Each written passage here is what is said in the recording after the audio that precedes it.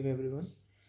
So today we are going to start with SURFACE Act, SURFACE or SURFACE, whatever you want to call it, SURFACE or SURFACE 2002. ठीक है, इसमें पहले ये दो section में आज कवर करूँगा without taking any questions, because अगर आप इसका ही जो बेसिक डेफिनेशंस अगर आप नहीं समझ पा रहे हो, देयर इज़ नो पॉइंट इसके डीप में जाने का. ठीक है, ये एक्ट आपको ज़्यादा हेल्प नहीं करेगा एग्ज़ाम्स के पॉइंट ऑफ व्यू से. हार्डली 2 या 3 क्वेश्चन बनेंगे. हार्डली मुझे पता है किस प्रोविजन या किस सेक्शन के अराउंड बनेंगे क्वेश्चन, उससे ज़्यादा नहीं बनेंगे क्योंकि बन ही नहीं सकते. फर्स्ट क्वेश्चन बनेगा यहाँ से, ठीक, अगर बनना होगा तो. फर्स्ट एक क्वेश्चन मैक्सिमम इस पार्ट से बन सकता है, 2 से 3 क्वेश्चन मैक्सिमम इस पार्ट से बन सकते हैं. ठीक है, और एक पार्ट यहाँ पे बनेगा. ओके, तो आज ये कवर करूँगा मैं, और उसके बाद सेकेंड और थर्ड लेक्चर में इसमें ज़्यादा टाइम नहीं लगना, इसमें थोड़ा टाइम लगेगा बस. ठीक है, नाउ इस एक्ट को अगर आप यहाँ से डिवाइड करोगे तो आपको मैक्सिमम पार्ट इसका समझ में आ जाएगा. ठीक, आपको इसकी डेफिनेशन क्या बोली, सिक्योरिटाइजेशन एंड रिकंस्ट्रक्शन, ठीक, ऑफ फाइनेंशियल एसेट, FA. ठीक, यहाँ तक रुक जाओ. Securitisation reconstruction of financial asset. भाई किसी फाइनेंशियल एसेट का ही सिक्योरिटाइजेशन या रिकंस्ट्रक्शन करोगे ना, सिंपल. ठीक, तो फाइनेंशियल एसेट की डेफिनेशन क्या होगी, कोई भी प्रॉपर्टी होगी यहाँ पे. ठीक है, वो भी डेफिनेशन में आएंगे. सिक्योरिटाइजेशन और रिकंस्ट्रक्शन यहाँ भी वर्ड आएगा, सिंपल ARC से रिलेटेड होगा, असेट रिकंस्ट्रक्शन कंपनी. सिंपल, बहुत ज़्यादा दिमाग नहीं लगाना है, ARC ही होगा. जो ये पार्ट है आपका chapter 2, this is solely ARC, NARCL. ये क्या है, ARC. ठीक, इसको पढ़ लेना, मतलब बहुत डीप में नहीं, बहुत ऊपर ऊपर पढ़ लेना NRCL क्या होता है. क्योंकि अगर मान लो इंटरव्यू में कोई पूछ लेता आपसे कि ARC का नाम बताओ दो, तो NARCL है एक, बाकी आप एक और है, अभी उसका नाम मुझे याद नहीं आ रहा तो बताता हूँ. ठीक है, सेकेंड पार्ट इसका and enforcement of security interest. ठीक, सिक्योरिटी इंटरेस्ट किसी प्रॉपर्टी पे है, उसको इन्फोर्स करना है, सेक्शन 13. ठीक, यहीं से इन्फोर्स होगा, इससे निकल के अलग अलग रेमिडीज़ आएंगी. ठीक, सिंपल. अब आ जाते हैं इसके डेफिनेशन पे. तो ये मैंने बता दिया, सिक्योरिटाइजेशन एंड रिकंस्ट्रक्शन एक्ट आया 2002 में. ये ईयर आया, नॉट वेरी रेलिवेंट, बट याद रख सकते हैं आप. उसके अलावा डेफिनेशन 1 देखिए, ये definition not important, this definition is important. ठीक, कहाँ एक्सटेंड होता है, extend to whole of India. किस दिन से आएगा, 21 डे ऑफ 2002. मैंने बहुत जगह देखा है, बहुत सारे प्लेटफॉर्म्स पे लोगों को डाउट होता है कि भैया किस दिन से एक्सटेंड हो रहा है, किस दिन से फोर्स में आया, क्या हुआ क्या नहीं हुआ.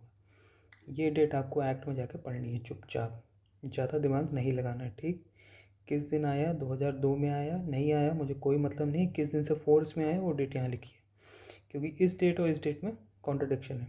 ठीक, तो इसका रीज़न ये हो सकता है, कि यहाँ पे पहले ऑर्डिनेंस के थ्रू ये एक्ट आया है, इसलिए इसको पीछे की तरफ से इसको डेट दी गई है. ठीक, तो उसका रीज़न आपको पढ़ना है खुद से, मैं नहीं, हर चीज़ स्पून फीड नहीं करूँगा मैं.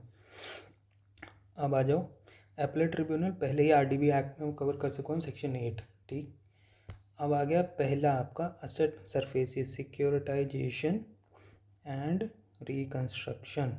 तो यहाँ पे डेफिनेशन क्या आ गई, asset reconstruction means acquisition by ARC of any right or interest of any bank or financial institution. ठीक, for the purpose of realization of such a.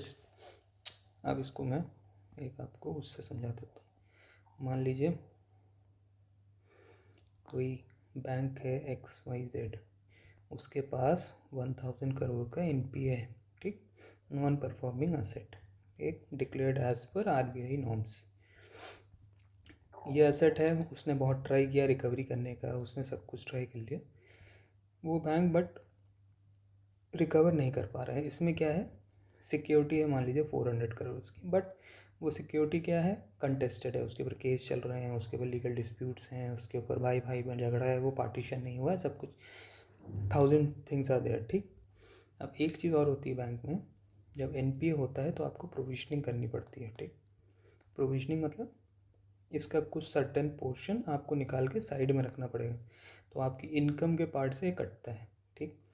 अब मान लो 2 साल हो गए, 3 साल हो गए, प्रोविजनिंग बढ़ती जा रही है, बैंक ने अब क्या किया, अब ARC NARCL इस XYZ के पास आया, उसने कहा तुम ये जो अपना लोन है ये 1000 करोड़ वाला, ये इसको मुझे 100 करोड़ में दे दो, ठीक। 100 करोड़ में दे दो, इसके रिटर्न में मैं तुमको सिक्योरिटीज़ दूंगा, ठीक। सिक्योरिटीज़ कुछ भी हो सकती है, मतलब 100 रुपये की, मतलब 100 करोड़ सिक्योरिटी जो भी होंगी, 1 करोड़ सिक्योरिटी, और ऐसे करके वो उसने एक टर्म प्रपोज़ किया। अब इसमें बैंक को देखो क्या फ़ायदा है, बैंक को यहाँ पे कुछ रिकवर नहीं करना है, बट बैंक का लॉस ये है कि जो 900 करोड़ है वो गया, ठीक। 900 करोड़ तो कभी नहीं कर सकता था रिकवर, क्योंकि 400 करोड़ की ही उसके बाद प्रॉपर्टी है, उसकी भी वैल्यू डिप्रिशिएट होगी या अप्रिशिएट होगी, जो भी होगा, तो उसने ऑफ़र दे दिया यहाँ पे। अब अगर ये जो है ना असेट रिकंस्ट्रक्शन क्या कह रहा है, ये सिक्योरिटी अगर वो जो ख़रीद रहा है यहाँ से, ये इसको अगर बैंक या ये ARC खरीद रहा है तो that is asset reconstruction. Securitisation का मतलब यही है, इसको अगर सिक्योरिटी फॉर्म्स में मैं कन्वर्ट कर दूँ दैट इज़ सिक्योरिटाइजेशन, सिंपल।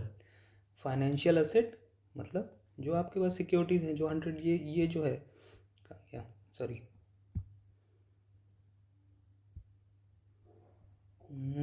ये जो 400 करोड़ की जो सिक्योरिटी थी, ये वाली, यही तो यही तो फाइनेंशियल एसेट है, और क्या है आपके पास, गाड़ी घोड़ा जो भी है सब कुछ फाइनेंशियल एसेट में आएगा आपके, ठीक है। तो ये सिंपल कॉन्सेप्ट हो गया असेट रिकंस्ट्रक्शन। आपको असेट को उठाना है वहाँ से, एनपीए वाला एसेट, और उसको रिकंस्ट्रक्शन सिक्योरिटी फॉर्म में कन्वर्ट करना है, जो भी XYZ फाइनेंशियल इंस्टीट्यूशन है उसकी हेल्प कर देनी है, सिंपल, ख़त्म। इसमें देखिए अगर ये यहाँ पे रिकवर कर पाता है 400 करोड़, तो यहाँ NARCL को फ़ायदा होगा 300 करोड़ का, ठीक। और बैंक को क्या फ़ायदा होगा, बैंक का जो प्रोविज़न प्लस 100 करोड़, उसका जो अटका हुआ कैपिटल था वो मिल जाएगा, उसको वो आगे आगे घुमा सकता है, उसके ऊपर वो अपनी सारी चीज़ें कर सकता है, ठीक है। असेट रिकंस्ट्रक्शन कंपनी, ठीक। इसका समझो यार, क्वेश्चन बहुत ज़्यादा नहीं आता। असेट रिकंस्ट्रक्शन कंपनी, RBI के पास जाना, आपको लाइसेंस देना, उसकी एक कंडीशन होगी, इतना करोड़ का आपका टर्म होना चाहिए, इतने लोग होने चाहिए क्वालिफाइड, ये कंडीशन होनी चाहिए, अगर वो आप फुलफिल कर रहे हो तो आपको लाइसेंस मिल जाएगा, ठीक, simple. Banking company not important, board not important, borrower कौन हो सकता है, नॉट इम्पॉर्टेंट। बोरोवर कोई भी हो सकता है भाई, पर्सन हो सकता है, कंपनी हो सकती है, कलेक्टिव इंडिविजुअल हो सकता है, कोई भी हो सकता है। ये आपका अलग से चैप्टर है, चैप्टर 4। इसको अगर आप सरसाई, एक होता है सेंट्रल रजिस्ट्री बनाई गई, उसमें आपको अपना चार्ज रजिस्टर कराना होता है बैंक्स को, मतलब फाइनेंशियल इंस्टीट्यूशंस को चार्ज रजिस्टर कराना होता है, उसको सरसाई। अगर ये चार्ज रजिस्टर नहीं कराए तो आपका जो भी सिक्योरिटी इंटरेस्ट है उसको आप इन्फोर्स नहीं कर पाओगे, मतलब सेक्शन 13 के जो स्टेप्स हैं वो ले नहीं पाओगे, ठीक। अब डेट का मतलब क्या है, उधार, जो भी आपके ऊपर उधार है उसका, भैया अगर डेट नहीं है, यहाँ पे आप बात समझिए, अगर ये डेट नहीं है तो आप कोई एक्शन नहीं ले सकते आगे, सिंपल थिंग। बट इस डेट की डेफिनेशन आपको याद करने की कोई ज़रूरत नहीं है, सिंपल। डिफ़ॉल्ट जैसे IBC में सुना है ना, डिफ़ॉल्ट, भाई उसने डिफ़ॉल्ट कर दिया, वहीं से आपने उसको नोटिस भेज दी, सेक्शन 8 नोटिस जाएगी, सेक्शन 7, 8 एंड 10, ठीक। फाइनेंशियल क्रेडिटर, ऑपरेशनल क्रेडिटर, और 10 में तो शुरू ही हो जाता है आपका सारा प्रोसीडिंग, नहीं 10 में आई थिंक वो है CD खुद। अब ये देखो आ गया FA, financial asset means debt और रिसीवेबल। रिसीवेबल मतलब किसी से मुझे इतना पैसा आना था, वो चीज़ रिसीवेबल में आएगी, नहीं आई मैं उसके ऊपर बैंक को बोला जाके, भाई मेरे पास 100 रुपये आने वाले हैं, ये आप रख लो, मुझे 80 रुपीज़ दे दो, तो जिससे 100 रुपये आने वाले हैं उससे तो मैं रिकवर करूँगा ना 100 रुपये अपने, तो वो चीज़ हो जाती है रिसीवेबल में। ये डेफिनेशन देखो भाई, PhD नहीं करनी है। फाइनेंशियल डेफिनेशन, डेट और receivable and includes a claim to any debt और receivable secured by mortgage, charge, removal property, mortgage, charge, hypothecation, pledge, ये सारी डेफिनेशंस आपको पढ़नी पड़ेंगी, ठीक है। नहीं पढ़ेंगे तो आप भी का नुकसान है, ठीक। ये सारी चीज़ें बस आप रीड करके चले जाओगे, कोई फ़ायदा नहीं है। मैं अभी इसलिए नहीं कवर कर रहा हूँ क्योंकि फिर बहुत सारी चीज़ें हो जाएंगी इसमें। बेनिफिशियल इंटरेस्ट भी इसमें आता है, ठीक। टेंजिबल एसेट यहाँ पे आएगा, आई थिंक इंटेंजिबल एसेट्स, ठीक। सिंपल, ये डेफिनेशन जहाँ क्रॉस लगे नहीं पढ़नी। फाइनेंशियल इंस्टीट्यूशन क्या आ रहे, NBFCs, ठीक। सिंपल, जितना पढ़ाई को सिंपल रखो उतना better. NBFCs, financial lease not important, छोड़ दो उसे। पढ़ना, घुसोगे उसमें, जितना घुसोगे फ़ायदा आपका नहीं, नुकसान ही है आपका, ठीक। हाइपोथिकेशन, आपने जाके एक चार्ज है मूवेबल प्रॉपर्टी पे, ठीक है। हाइपोथिकेशन, मैंने लोन लिया, ठीक। मैंने एक हंटर खरीदी, ठीक, रॉयल एनफील्ड हंटर, ठीक। बैंक से लोन लिया मैंने, उस पर लिखा होगा हाइपोथिकेटेड टू XYZ बैंक, क्योंकि मैं कर चुका हूँ तो मुझे पता है। तो जैसे ही आप ये लोन पूरा करेंगे, हाइपोथिकेशन चार्ज हट जाएगा। आपको RTO में एप्लीकेशन देगा बैंक, वो चार्ज हटा देंगे वहाँ से, ठीक। हाइपोथिकेटेड प्रॉपर्टी आपके पास रहती है बट चार्ज उस पर किसी और का है, तो ये होता है। Negotiable document, non important.